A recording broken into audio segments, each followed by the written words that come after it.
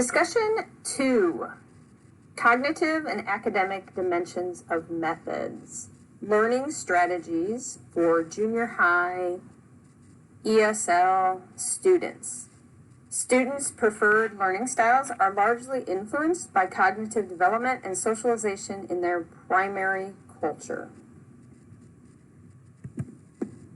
Assessing prior educational experiences and cultural background of culturally linguistic diverse students is essential. On this page, you will find a link to a survey that I use to survey my own students. Students are culturally and linguistically diverse, and our role is to teach the whole child. In order to best teach the whole child, it is essential that we, as their teacher, understand the past experiences and knowledge they bring with them to our class. Culturally linguistic diverse students are often misunderstood. Their cognitive ability is often deflated by teachers due to their level of reading, writing, speaking, and listening in their second language, or often third or fourth language of English. Due to dumbing down academic level, many culturally linguistic diverse students become frustrated and unmotivated in the classroom. I believe this to be one of the primary reasons why students struggle to move from the hostile stage to the humor stage of the U curve.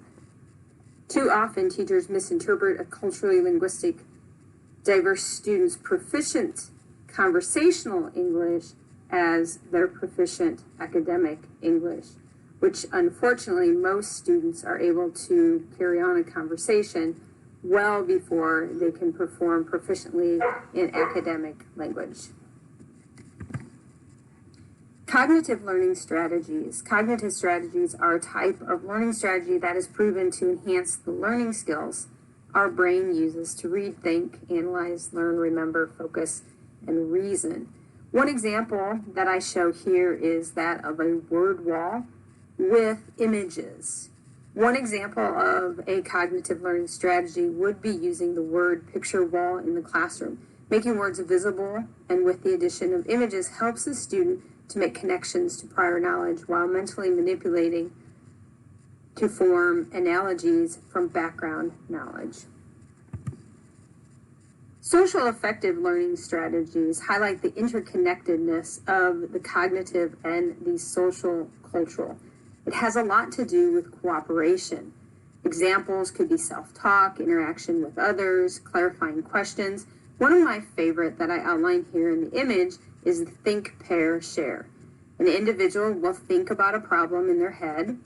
They will pair up with another student, get together, share their thoughts, and then they will share out to the whole class, listening to other individuals' ideas and being able to share and record their own understanding.